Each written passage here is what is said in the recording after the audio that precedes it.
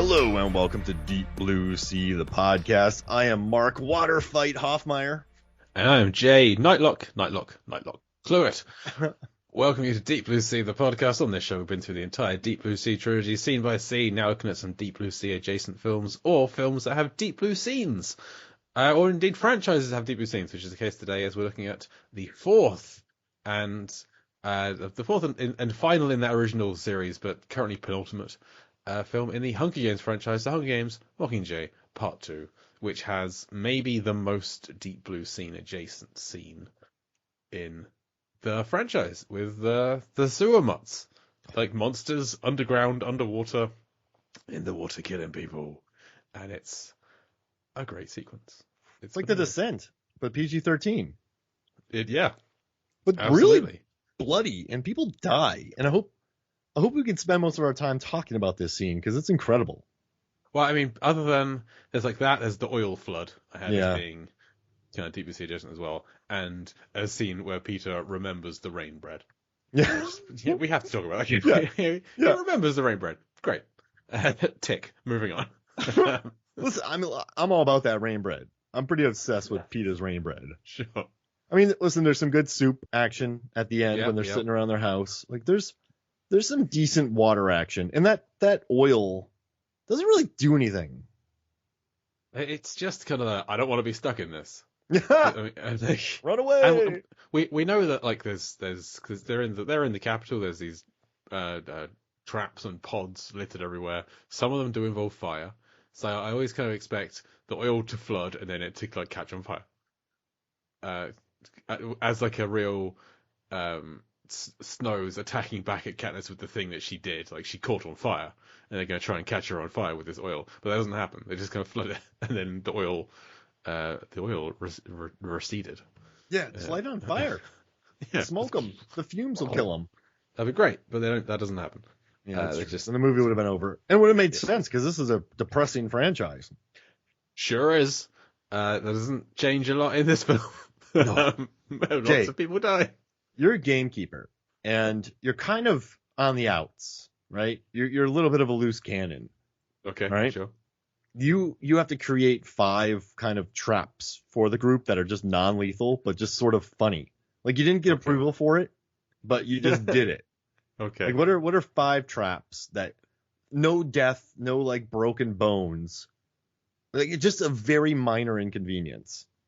I'm trying to purge any kind of Home Alone traps out of my head. It's like micro machines. We're walking through glue and have feathers sprayed in their face. That kind of thing. I'm trying to avoid Why that. not? Imagine Katniss going through the entire movie. They're just spitting feathers. Well, you already have all the tar.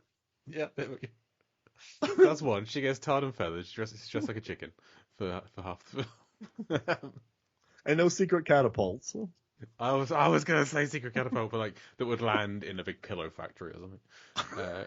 Well, you know all those movies where like someone gets shot somewhere, then they end up like somewhere, and everyone's like, "Ooh, you're next to me!" Like you just exploded from my ceiling, and it's awesome. Yeah, like, you dislocated your spine, and it's like you've ruptured some kind of vertebrae in your back with this awful landing. Isn't this romantic? All right, so tar and feather. But non-lethal, just like she's covered in feathers the entire time. A lethal tar and feathering would be a horrible way to go. This Katniss is covered in tar and feathers.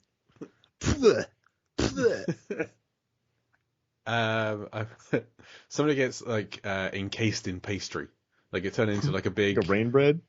A big like I guess I'd be like they get stuck in rain bread and have to walk through it. So they try and take him out based on their past. So they try and take Peter out by wrapping him in a bread. They encase him in like an empanada kind of thing. Are they sliding towards the oven on a conveyor belt? Yeah, it's like chicken run. He's in a pie. That's amazing. So they like lay. In my head, they like laid rain bread on the ground, and he's like, "Ooh, rain bread," and he follows it, and then he just gets stuck in some like a giant vat of dough, sticky dough. Yep, I like it. Yeah. So that's how they get Peter. How would they get Finnick? Finnick's like he's water. He's from the water district, whatever that is. Um, the ocean, I guess. So they could Blowfish or something? I don't know. just like drop a bunch of fish on him. Like, okay, that's it. It's the Monty Python sketch, the fish slap. Like he just has to. There's just like this rotating wheel of fish just keeps slapping him in the face. Like, yeah, exactly. He's like he's tied down and there's just being fish slapped in his face for like 20 minutes. And the worst thing that happens to him is he just smells. He's just awful. Like he smells like dead fish. Like there's not really any bruises. Yeah. Just so that's Finnick. Hemsworth. He's a miner. But I don't know what you could do non-lethal about mining. Just coal. drop a bunch of like black coal dust on him. Yeah, that's it. He's like a forcible blackface, and everyone just thinks he's racist for the rest of his like. Everyone who's there like, dude, you can't do that, but it's like permanent blackface.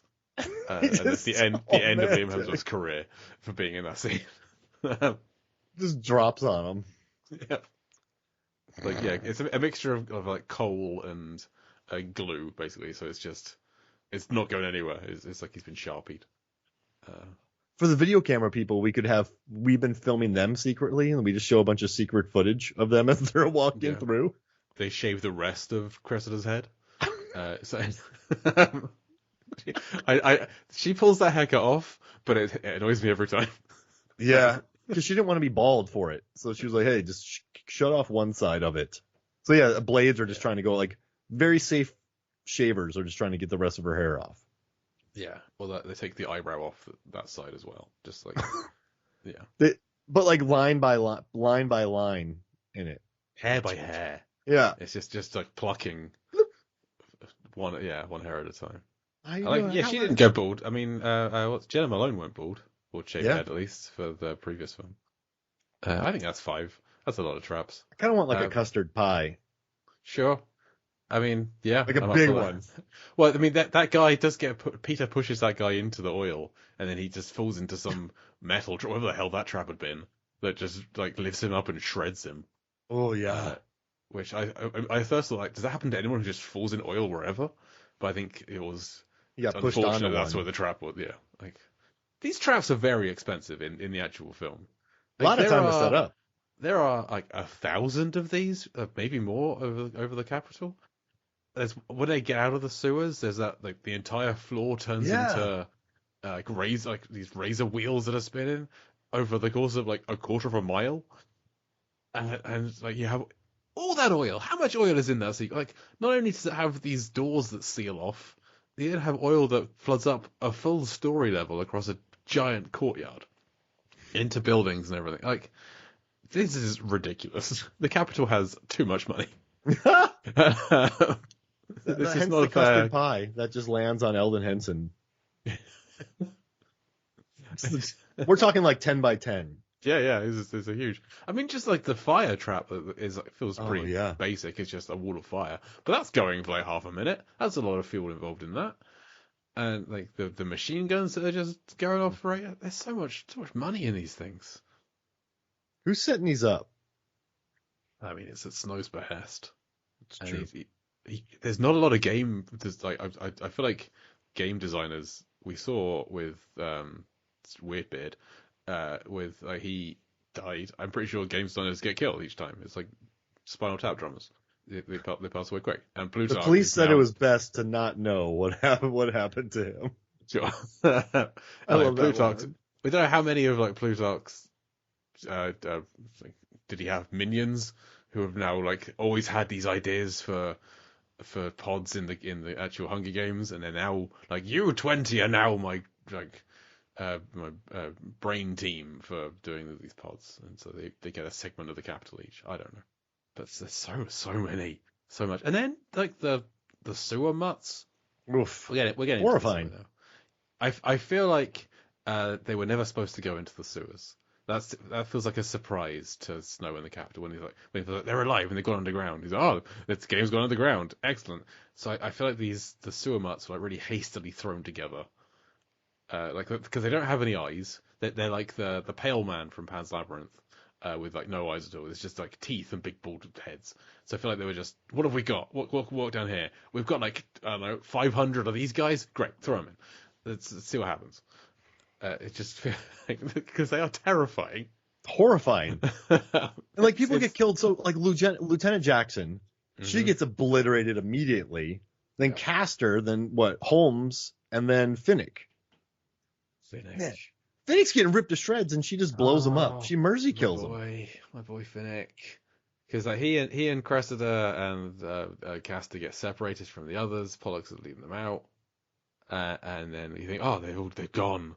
And then Canis and Peter and Gay are in a tight spot. I do like how the entire time that they're fighting these mutts, Pollux is just like at the top of a ladder waiting for them to follow him. He's just hanging out up there. His brother is dying back down there, and he's just hanging out waiting for them to follow him.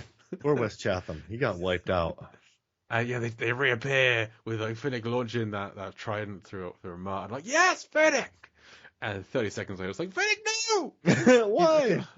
I love Finnick so much. And they take him. And they take him. Someone was like, hey, Francis Lawrence, did you ever consider not killing Finnick? He's like, no. He's like, yeah, we're gonna kill him. He's like, a lot of damage is done in that scene. They had to kill Finnick. You had to kill Finnick. He's too good for us. And you know what I love too? They said it was the most miserable, like difficult sequence for the entire shoot for all of them. They built the set really low to make it seem claustrophobic. It was just dark. He's like, everyone was wet. Like everyone was just getting injured because those were like real metal grates in there, and they kept falling on them. Oof. And so it was just like filled with water. It was dark. She said anyone over 5'6" or 5'7" was ducked the entire time. They said like Hemsworth couldn't stand up straight for 3 weeks. So it's just like people were getting cracked knees. You're like falling all over the place. But you know what I love? I think everyone was so miserable, and everyone said it was so hot in there because Katniss firing those fire arrows was awesome though. Yeah. She was blowing up those things, but then it got really hot, and it's just but it's a good fight, man. It's like the Descent. Neil Marshall was talking to the people playing the crawlers, and he told them like, when you fight these people, I want you to go for their necks. And then the direction he gave to the actors was like, don't let them get your neck. Like, just don't let them chew the flesh of your neck off and explode your We haven't arteries. Had actors. These are real crawlers. We found some. We went underground and found some. They're going to try and kill you. We're going to film it. And action. You might die down there. But it's we will catch it if you do. We're going to film it if you do. So we hope you don't.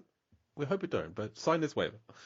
I mean, this is like hands down the best scene. Oh, easily. Yeah, in the whole franchise. Yeah. The action scene of the franchise. And in Francis Lawrence, he said Will Smith had kind of done some of this before too, when he tracked his dog into that dark space. Yeah, I imagine.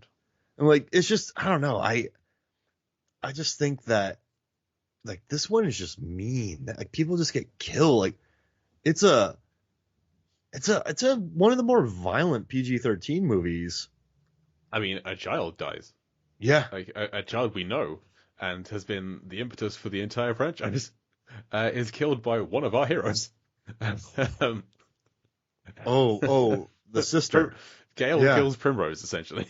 Like, just blows her up. Coin's the worst, man. And then Coin gets pegged. Oh, I love Donald Sutherland's laugh, like his bloody mouth laugh when Coin gets shot. That's going to be like, long time from now, when Sutherland passes, that's going to be in his Oscar memorials. Like the Oscar memorial reel is that shot of him, bloody mouth, laughing at Julianne Moore getting shot. That's what I'm hoping. He is really good in that scene, and I was actually there for those days when all the people in the Capitol run towards Coin to rip him apart. And all I remember is we kept having to cattle call people, and we had different people every day, just hours in hair and makeup because they're all Capitol people. And then people would go hide in storage containers, and my job was to go find everyone hiding and to get them on set. And then eventually when they started I almost got in a big fight that day. It was crazy. And then when everyone had to run towards it, everyone was trying to bump each other to get into the camera. So people were getting literally knocked over because people behind them wanted to get in camera. Yeah. So I remember like one of the ADs going like, hey, y'all, stop hurting each other. Like, please stop. And he had to do it a few times. But yeah, I remember being there that day. And then she just like whaps Coin. Like, that's crazy. But I don't know. I still love this water scene. It it just reminded me of how much I love sewer action. Like I love sewer action scenes. Like The Scent's one of my favorite movies. It got me thinking about like Barbarian had some incredible underground scenes. Yep. Mimic. I like Mimic quite a lot. I love that movie. Jason Takes Manhattan. Doom has sewer scenes. Like Spider-Man versus the Lizard and Amazing Spider-Man. Cyborg. Sure. Batman Returns. Daylight. It's a tunnel, I guess. It's not really a sewer. But like it's still they're underwater. Yeah, we'll cover Daylight one day. Alligator. I love that movie. Blade 2 has a great scene. Like Species. Yes. Them with the ants. I don't know. I love like subterranean underground. Maybe that's why I like the Ninja Turtles so much. I've only seen. I love Mutant Mayhem. That's the only Turtles film I've seen. Is that one? Oh, well, you never saw the Ooze or the originals? No. Well, apparently as a kid I loved them. In fact, like I was like a big fan as a child, and I insisted on having a birthday cake made of a Ninja Turtle for one of my birthdays when I was younger. And the guy who made that, his son is now the father of my nephew. Huh. But we didn't know them back then. It was strangers to us. But his son ended up being in a relationship with my sister. Odd. But there's a picture of me with a Ninja Turtles cake, but I couldn't. Prior to watching Mutant Mayhem, I couldn't tell you which turtle was which one had like colors, personality, weapons. I knew I could name the turtles, but I didn't know who was who. And like Shredder and Splinter, I'd get mixed up. I have no memory of seeing anything as a child, turtle wise. But I loved Mutant Mayhem. That was I love that film. Oh, it's so good. Yeah. And that original Great Turtles. Soundtrack. People say it's dark, but it is. Like it's very grimy. It's underground. It's in the sewer. There's no light. Yeah, well, it was filmed in North Carolina on these sound stages where they also shot The Crow. And I don't know what it is about those sets they built there, but they look lived in. Oh, cool. Yeah, it's like a good. Should we cover them one day? Should we do a mini series on the Turtles? Yeah. Okay, I'll add it to the list. That's a good one. There's not too many of them. There's only a few. No. We can skip the Michael Bay ones. Please. Man, we don't. Yeah, please. And then. Oh, hey, that sounds like fun. Great. We'll do it. I just zoned out thinking about Teenage Mutant Ninja Turtles. Well, so you know what's cool? This is the movie where Sam Hargrave stepped up and took over being the stunt coordinator and fight choreographer. So like, because by this time Stileski and them were moving over to John Wick in that world. But I think this one's way better than the baboon mutt fight. It's yep. Because like, they actually had people on dudes in green suits. Like with the baboon fight, they didn't have anybody. They're just mimicking. So I think it was good to have this. But like, man, that scene where Katniss gets leveled into that steel, the steel walkway. Yeah, I mean, everyone's getting kicked around in that whole fight. Like Peter's getting thrown around. He's getting dragged off along the metal floor as well. Everyone's suffering. And I feel like they built around it really well. Like he has his handcuffs, and then they get bit. Yeah, he's using the handcuffs to like fend off one of the creatures, and it bites through. That's cool. And I also like Liam Hemsworth. He was using some kind of Wiccan gunplay, like keeping the gun close and just tagging him. Like it's he had a crossbow that gets knocked out of his hands, and then he just goes straight for the pistol. Yeah. Man, when Katniss is just blowing those things up, when her first shot with the arrow, when the first person's attacked, when Jackson gets attacked. I think so. Yeah. And when she gets attacked, like Katniss just pulls an arrow and like shoots it right through a hole and gets blown back by it. The immediacy is crazy. Because they're like fire arrows, a lot of them. There's some great lighting shots down there with like the fire in a distant sewer, just illuminating everything from behind. It looks great. It looks excellent. I just love that this franchise that has been not mild, but kind of dour for a lot of it. It gets this real great horror sequence. Like I'm pretty sure this gave kids nightmares just from watching this scene. Like Francis, he said that he wanted it to be scary, and he succeeded. He did indeed. Yeah. Like Finnick is getting ripped apart, and she blows him up. Finnick.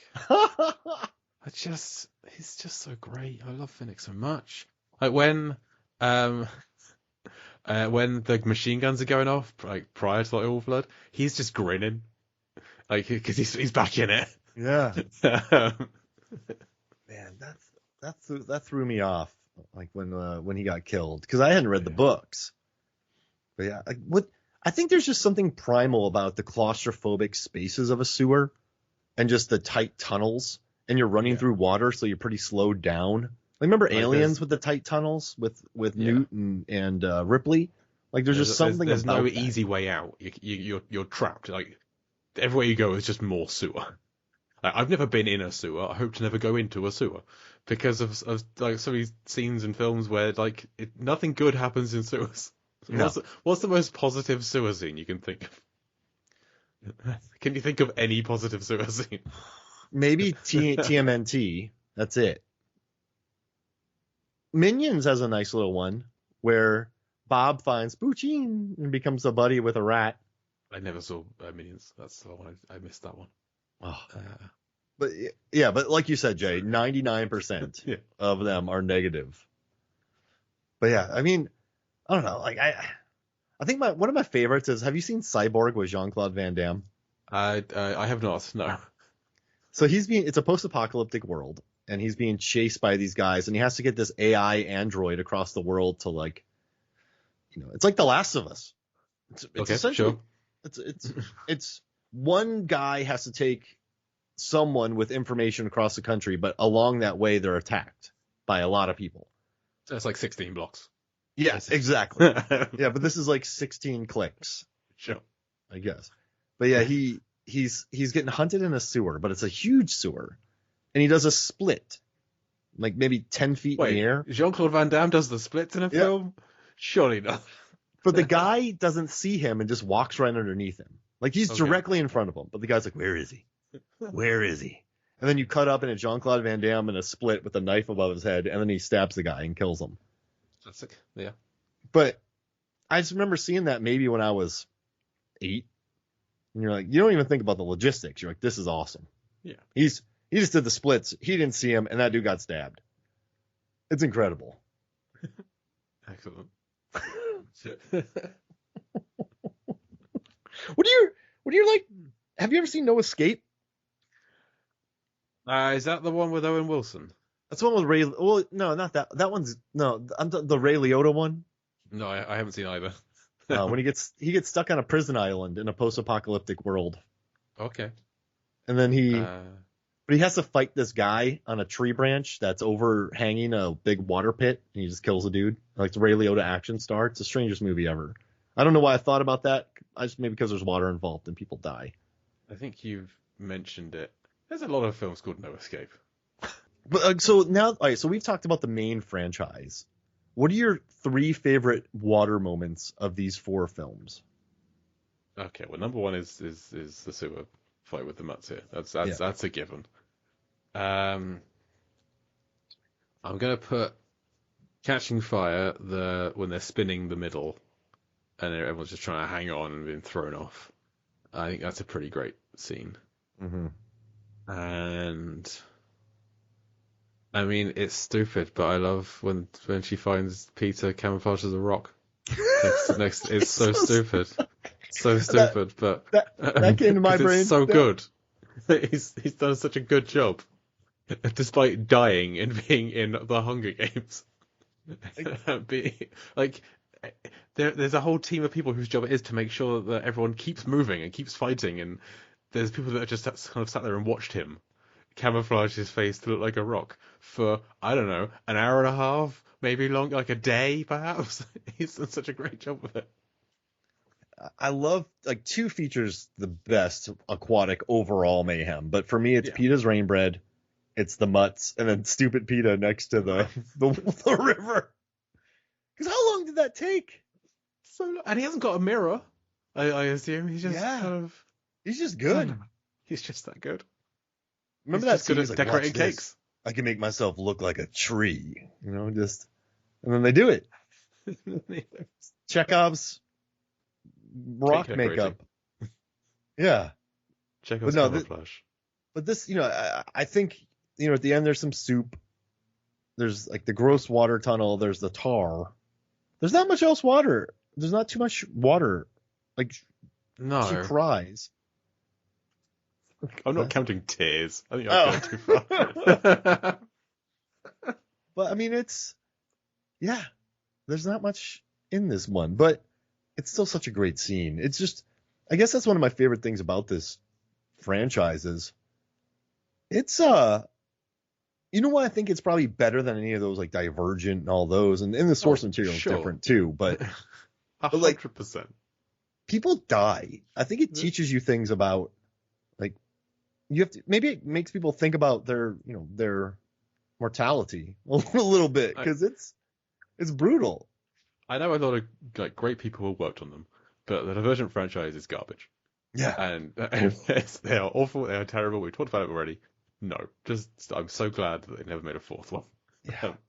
It kept so many talented people from working for a very long time. The only good thing about it is it's shot in Atlanta, and a lot of people I know got work on them. I'm very happy for them. But yeah, you watch that and you go, oh no. I'd have been even more happy if they got that money, they got that work, and the films were just buried, and no one had to see it. Where would you rank them? Twilight, Hunger Games, Divergent. Hunger Games is the best. Divergent, I've only seen the first two. Twilight, I've only seen the first one.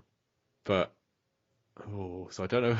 Would I rank the franchise where I haven't seen and don't intend to see four of them, compared to I haven't seen it and don't intend to see one of them? It's tough. I mean, I feel like I have to put Divergent above Twilight just because I haven't seen. And Fair. I don't want to. We're never going to do the deep blue scenes of the Twilight franchise. That's not going to happen. I watched the first Twilight in South Korea in a packed theater, and I don't know. I just have fond memories of it. And then also when we were in Italy, Megan and we watched Twilight. One of them, I think maybe the third one, but it was Italian dubbed, and it's so much better. Like it's so much more. Like I would love to listen to, like just because like the Italian version, you're like, oh, like this, they're getting the emotion here. This works. And the worst thing, the Divergent movies are just generic. So for me, they go last because it's just, okay. But you watch some of these Twilight movies and you're like, man, these things, whoo, they got some personality to them. That's fair. That's good. Yeah. That makes sense. It's always better to watch an interesting bad film than a boring mediocre film. Absolutely. Yeah. That's why Quantum of Solace is my least favorite Bond film. Yeah. Because it's just a bad Bourne film. It is with a very, very. I mean, I don't hate Matthew Ulmerich. Like he's just Dominic Green's not a fun. Why do I remember the name of Dominic Green from Quantum of Solace? Why is that in my head? The whole movie's about water, Jay. It is, and he has to drink oil at the end of it. He's like, but yeah, it's about water. It's like Quantum of Solace. We're not going to cover that on here. No. There are other Bond films that we could cover. We could cover Thunderball. We could cover The Spy Who Loved Me. There's all-time water fight. Yeah. There are there's sharks in one of the Daltons. I forget which one. Live and Let Die has a ton of water action. Which one does Roger Moore run across the alligators? Isn't that Live and Let Die? It is Live and Let. Yes, it is Live and Let Die. Yeah, because they're there. Because Kananga was named after the guy who had the alligator farm in real life. It was called like Kananga's Alligator Farm or something. And it's a great name. That's what Yaphet Kotto's character is going to be. Kananga. Great. Yeah, so there are Bond films that we will maybe one day cover. Who knows? I don't want like Thunderball is maybe one of the worst ones, but has the most underwater stuff. So we'll see. I mean, we could just talk the underwater fight. We could, but it's like underwater stuff in Bond films isn't my favorite. But we'll cover it. We'll talk about it one day. I'm sure. But yeah, I haven't. That's all I got for this one as well. We still have one left. And I haven't seen it, and it's not available to stream yet. So I'm looking forward to. We've got like a couple of months until we need to record that. So I'm hoping that crops up somewhere for free before then. If it doesn't, then I'll have to just pay for it, which is fine. I've bought it's on sale for $10 here. I should have bought it then. Is it even? Can't even pay for it yet. What's it? Ballad of Songbirds. There it is. Okay. I could rent it for £5. Then I'm gonna wait until it gets a little cheaper. I hope you start using Ziegler's accent in that movie for the entire episode when we do it. I look forward to finding out what it is. Oh, dang. Oh, great. Now, that being said, you're like, wow, like they let her do this. And that's why I kind of like it. Because like, they did an entire movie with this accent. I love it. Does that make sense? I'm looking forward to this so much more now. I'm riding over the river on these cowpokes, and I'm just singing and singing. Hey, I cannot imagine Rachel Zegler doing that. I just can't believe it. Dang. No one else has that accent in any of these movies. And then she's just going, oh, yeah, oh, dang. Oh, Jenny. Just. So the real Southern Snow White. That's fantastic. I love it. You think like the Southern one would be from Beauty and the Beast, be like a Southern Belle. But no, there's Snow White. Anyway, I'm sorry. Great. So I have no more notes for this one. I'm looking forward to finding out what's wet in the Ballad of Songbirds and Snakes. So we'll talk about that next month. Some good water bits. Good. Excellent. But anything to plug, Mark? This is coming out in like May. Yeah, I don't know. Movie, some flicks. Watch some episodes of Fandom by the Numbers. Yeah. Oh, and Film Theory. Nice. When is this coming out? This is coming out in late May. Good. So lifeversusfilm.com is my site. You can find this podcast all over social media at Deep Blue Sea Pod. If you have any other franchises with Deep Blue scenes them you think we should cover, we've already added TMNT to the list. We have crossed off Twilight ever being on the list, and Divergent we don't want to exist anymore. So then email us deepblueseapod@gmail.com. Next week, unclear. We're recording this quite far in advance, but next week might be the first Sharknado. Maybe. I've never seen any of the Sharknadoes. It feels like I should watch at least one of them, given that I host a shark movie podcast, and they're pretty famous. So maybe we'll do Sharknado. If not next week, then eventually. But that's what I've got penciled in right now. But as for today's show, as for The Hunger Games Mockingjay Part 2, I've been Jake Lewitt. And I'm Mark Hoffmeyer. And more Deep Blue. See you next week. Oh, dang.